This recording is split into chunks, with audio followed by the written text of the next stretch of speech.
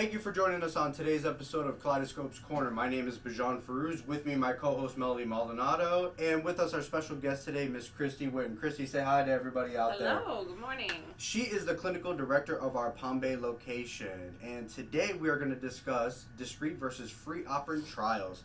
Now tell us, Kristi, what are some of these strategies that are being implemented in the clinical setting? So those are the two most common types of trials ran during the clinical setting, and they're used to teach new skills. Awesome. And what are discrete trials? Discrete trials are dependent on opportunity based, so there has to be an opportunity for the behavior to occur. For example, if you're teaching a child to initiate a greeting, they can't do that if no one new is presented in their environment. Sure. If a new person enters the room, then they can initiate the greeting, say hello, introduce themselves.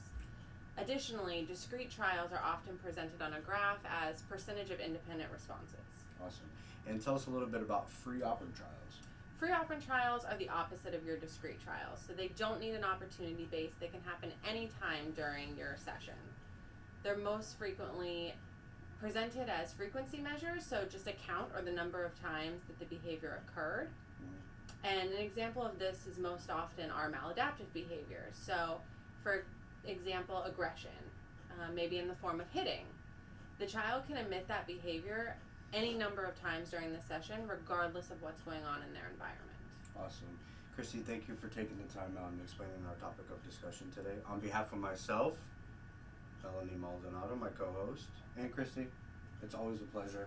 Thank you. Thank you for joining us on today's episode of Kaleidoscope Corner. If you have any more questions on discrete trial trainings or free operant trials, please refer to your local behavior analyst.